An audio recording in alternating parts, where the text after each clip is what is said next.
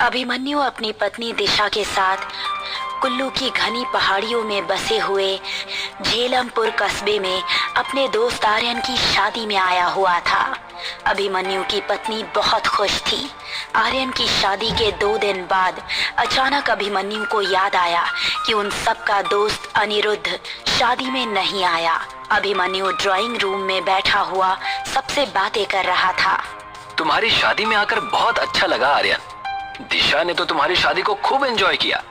तुम्हारा बस चलता तो तुम तो मेरी शादी में आते ही नहीं। मैं तो भाभी को थैंक यू बोलूंगा कि उन्होंने प्रेगनेंसी की हालत में भी मेरी शादी में आने के लिए ट्रैवल किया। अरे कैसे नहीं आती आर्यन, तुम्हें अंदाजा भी नहीं है। अभिमन्यु हर समय तुम्हारे बारे में ही बात करता है। आर्यन ये है, आर्यन वो है, और जब तुम्हारी शादी का इनविटेशन आया ना तो मैं खुद को रोक ही नहीं पाई। मैं भी देखना चाहती थी कि आर्यन क्या है, लेकिन सच बताऊं, अभिमन्यु तुम्हारी जितनी तारीफ करते हैं ना, तुम उससे कहीं ज्यादा स्वभाव के अच्छे हो और मजाकिया हो। मेरे मजाकिया स्वभाव की प्रशंसा करने के लिए आपका बहुत बहुत धन्यवाद भाभी। एक बात बताओ आर्यन, शादी में अनिरुद्ध क्यों नहीं आया? मैं 2 दिन से आंखें फाड़ फाड़ कर उसका इंतजार कर रहा हूँ। वो तो पास के ही गांव में रहता है ना। अरे ये बात तो मैं बताना ही भूल गया, उसकी माँ की तबीयत सही नहीं चल रही। वो अपनी माँ को लेकर बहुत ज्यादा परेशान है। आर्यन की बात सुनकर दिशा ने अभिमन्यु की ओर देखकर कहा, हमें अनिरुद्ध की माँ को जरूर देखने जाना चाहिए, वरना उसे ये जानकर बुरा लगेगा कि हम कुल्लू आए और उसकी बीमार माँ को देखने तक नहीं गए। तुम सही बोल रही हो दिशा, तुमने मेरे मुंह की बात छीन ली। अगर ऐसी बात है तो फिर कल मैं तुम दोनों को उसके गाँव ले चलूंगा। अरे भूल गए क्या? कल तो मेरी दिल्ली वापसी का रिजर्वेशन है। मैं एक काम करता हूँ, तुम्हारी बाइक लिए जाता हूँ। मैंने सुना है कि उसका घर यहाँ से 3 किलोमीटर दूर है। मैं और दिशा अकेले चले जाएंगे। अभिमन्यु की बात सुनकर आर्यन के चेहरे पर अचानक चिंता की लकीरें झलकने लगी।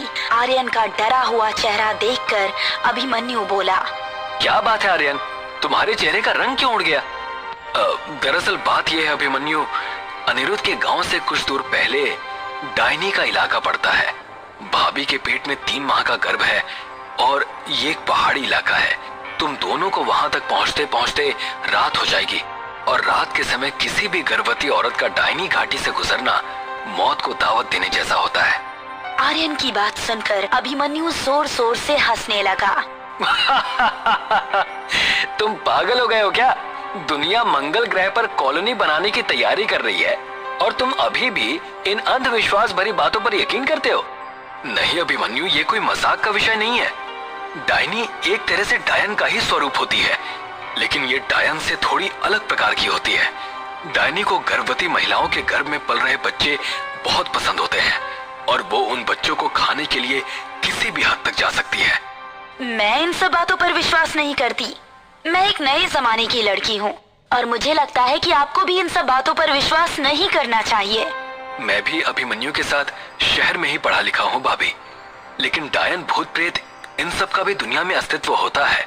ये बात अलग है कि शहर के लोग इन बातों पर विश्वास नहीं करते, लेकिन हम पहाड़ों पर रहने वाले लोग इन बातों पर गहराई से विश्वास करते हैं, क्योंकि हम जानते हैं कि ये सत्य है।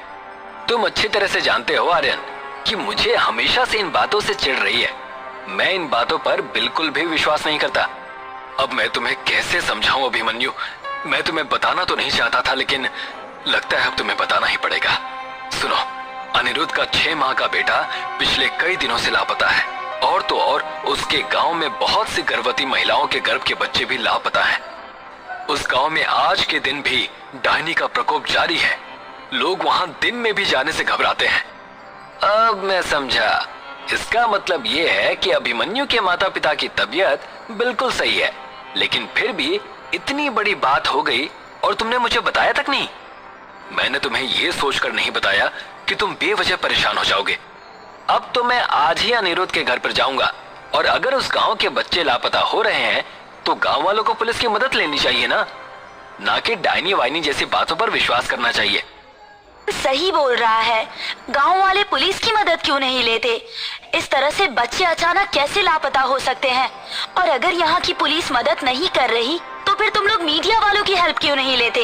एक बार जब फ्रंट न्यूज पर बच्चों के लापता होने की न्यूज चलेगी ना, तो पुलिस अपने आप हरकत में आ जाएगी। मेरा दावा है कि इसमें जरूर किसी आपराधिक रैकेट का ही हाथ होगा। जब वो रैकेट पकड़ा जाएगा ना, तो लोगों के दिल से डायनी का खौफ भी निकल जाएगा। बेचारे गांव के लोग बहुत भोले भाले होते हैं। ये सही बात है आर्यन। आपराधिक मानसिकता के लोग गांव वालों के भोलेपन का फायदा उठाकर अपने गंदे मकसद को अंजाम देते हैं और भोले भाले गांव वालों को भूत प्रेत पिशाच का डर दिखाकर उनका मुंह बंद कर देते हैं। जबकि सच तो ये है कि ये सारी की सारी बातें किताबों और मूवीज में ही अच्छी लगती हैं। ये पूरा सच नहीं है अभिमन्यु, मेरी बात का विश्वास करो। ये सिर्फ लोक कथाएं नहीं है बल्कि हकीकत है। डायनी का अस्तित्व उस गांव में बरसों से छाया हुआ है। डायनी एक ऐसी डायन होती है जो अपने पिशाच पुत्र के साथ लोगों का शिकार करती है। वो अपने शिकार को धोखा देने के लिए किसी का भी रूप धारण कर सकती है। एक बार जब शिकार उसके चंगुल में फंस जाता है तो वो और उसका पिशाच पुत्र उसकी कितनी बुरी हालत करते हैं, तुम्हें इसका अंदाजा भी नहीं है। आर्यन की बात सुनकर अभिमन्यु और तेजी से हंसने लगा। बस बस बहुत हो गया। अब इससे और ज्यादा मुझसे अंधविश्वास की बातें झेली नहीं जा सकती। तुम मुझे बाइक की चाबी दे दो बस। मैं अभी इसी समय अनिरुद्ध के घर पर जाऊंगा और रात में ही वापस लौट कर आ जाऊंगा। और हम दोनों जब सही सलामत वापस लौट कर आएंगे ना, तो फिर तुम्हारा ये अंधविश्वास भी समाप्त हो जाएगा। आर्यन ने अभिमन्यु को अनिरुद्ध के घर जाने के लिए बहुत मना किया, लेकिन अभिमन्यु नहीं माना। आर्यन ने अभिमन्यु के सामने हार मान ली और बाइक की चाबी अभिमन्यु को थमा दी। दिशा बाइक के पीछे बैठ गई और अभिमन्यु ने बाइक दौड़ा दी। जंगल का रास्ता शुरू हो गया था। चारों ओर कोहरा फैलने लगा था और ठंड बढ़ गई थी। तभी बाइक के दोनों टायर पंक्चर हो गए। अभिमन्यु बाइक को स्टैंड पर खड़ी करके बाइक की ओर गुस्से से देखने लगा। क्या हुआ? वही जो नहीं होना चाहिए था।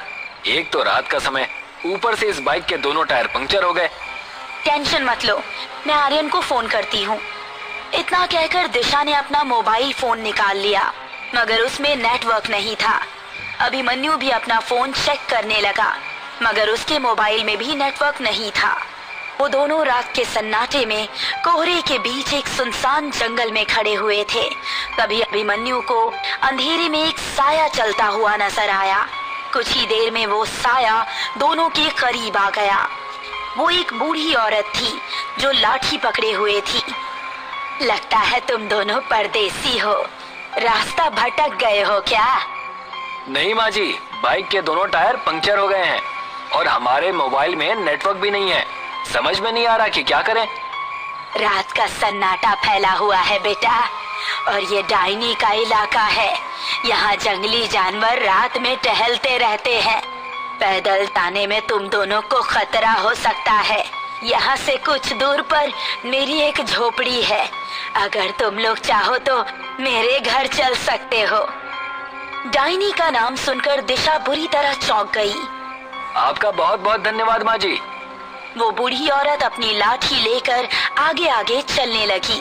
अभिमन्यु बाइक घसीटता हुआ उस बूढ़ी औरत के पीछे पीछे चलने लगा।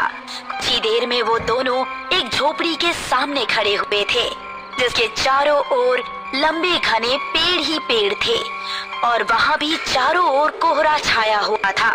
दिशा के चेहरे पर अब डर झलकने लगा था। दिशा ने आहिस्ता से अभिमन्यु से कहा, अभिमन्यु, मुझे कुछ सही नहीं लग रहा। लगता है तुम्हारे दिमाग में आर्यन की बातें हावी होने लगी हैं। तभी उन दोनों के कानों में बुढ़िया की आवाज टकराई। अंदर आ जाओ तुम दोनों, मेरा बेटा अभी आता ही होगा। लेकिन यहाँ कोई आसपास मकान नजर क्यों नहीं आ रहा? अभिमन्यु ने इतना कहा ही था कि अचानक तेज बारिश होने लगी। वो बूढ़ी औरत अभिमन्यु की बात का जवाब दिए बगैर झोपड़ी के अंदर चली गई। अब उन दोनों के पास उसकी बात मानने के अलावा और कोई चारा नहीं था। वो दोनों झोपड़ी के अंदर चले गए और वहाँ बिछी हुई एक चारपाई पर बैठ गए। बूढ़ी औरत उन दोनों की ओर देखकर रहस्यमयी अंदाज में बोली, तुम दोनों यहीं बैठो, मैं अपने बेटे को बुला कर लाती हूँ। इतना कहकर वो बूढ़ी औरत बाहर चली गई। उन दोनों को वहाँ बैठे बैठे काफी देर हो गई थी। बाहर अभी भी रिमझिम बारिश हो रही थी। दिशा ने अपनी घड़ी देखी तो वो चौंक गई। घड़ी में रात के 2 बज रहे थे। दिशा डरते हुए अभिमन्यु से बोली, मुझे कुछ सही नहीं लग रहा है अभिमन्यु, कुछ तो गड़बड़ है यहाँ पर। उस बूढ़ी औरत को गए हुए काफी देर हो गया है, कहीं आर्यन की बात सही तो नहीं। मेरे पेट में कुछ अजीब सा महसूस हो रहा है। दिशा की ये बात सुनकर अभिमन्यु बुरी तरह से चौंक गया और बोला, तुम कहना क्या चाहती हो दिशा? क्या हो रहा है तुम्हारे पेट में? मुझे यहाँ बैठे हुए काफी देर हो गई है, लेकिन अभी तक मेरे पेट में किसी प्रकार की कोई हलचल नहीं हो रही है। ऐसा लग रहा है कि मानो मैं प्रेग्नेंट हूँ ही नहीं। इतना कहकर दिशा ने अपने पेट पर हाथ रख लिया, मगर जैसे ही उसने अपने पेट पर हाथ रखा, दिशा अपने पेट को हैरत और खौफ से आंखें फाड़ फाड़ कर देखने लगी। अभिमन्यु, आर्यन की बात बिल्कुल सही थी, मेरे पेट में बच्चा नहीं है। क्या बकवास कर रही हो तुम? ये कैसे हो सकता है? इतना कहकर अभिमन्यु ने जैसे ही दिशा के पेट पर हाथ रखा, उसका पेट बिल्कुल सपाट था। अभिमन्यु के डर और दहशत से रोंगटे खड़े हो गए। तभी उन दोनों को बाहर किसी के कदमों की आहट सुनाई दी। अभिमन्यु और दिशा ने जैसे ही अपने कदम उस झोपड़ी के बाहर निकाले, तो बाहर का नजारा देखकर उन दोनों की आंखें दहशत से फटी की फटी रह गई। बाहर एक 6 फुट का बड़ा ही भयानक दिखने वाला व्यक्ति खड़ा हुआ था। उसके चेहरे का मांस जगह जगह से फटा हुआ था, उसकी आंखों से खून टपक रहा था और उस बूढ़ी औरत की आंखों की पुतलियां भी बिल्कुल सफेद हो चुकी थी। उसके दांत अजीब और बिल्कुल पीले थे। यही है मेरा बेटा। दिशा की जोरदार चीख निकल गई। कौन हो तुम? डायनी। आर्यन सही बोल रहा था अभिमन्यु। जितनी तेजी से यहाँ से भाग सकती हो, उतनी तेजी से यहाँ से भागो। अभिमन्यु ने इतना कहा ही था कि तभी वो भयानक व्यक्ति बेहद फुर्ती से दिशा के नजदीक आ गया और उसने दिशा का गला बुरी तरह से दबोच लिया। अभिमन्यु अपनी पत्नी को बचाने के लिए हाथ पैर मारने लगा कि तभी डायनी ने अपने पंजे से अभिमन्यु के कंधे को फाड़ कर रख दिया। अभिमन्यु जमीन पर गिर गया। उस भयानक चेहरे वाले ने अपने पंजे से दिशा का पेट फाड़ दिया। दिशा एक चीख के साथ ढेर होकर जमीन पर गिर गई। वो बूढ़ी औरत अब अभिमन्यु की ओर खूंखार नजरों से देखने लगी। तभी अभिमन्यु को दूर से बहुत सारी रोशनियां नजर आई। अभिमन्यु ने देखा कि बहुत से गांव वाले हाथों में मशाल लिए उनकी ओर चले आ रहे थे। जैसे जैसे वो नजदीक आ रहे थे, वो भयानक दिखने वाली डायन और उस पिशाच के कदम पीछे की ओर हटते जा रहे थे। वो दोनों धुआं बनकर गायब हो गए। उस झोपड़ी का नामो निशान तक मौजूद नहीं था। अभिमन्यु बेहोशी की गहराइयों यानी कि नींद में समा गया।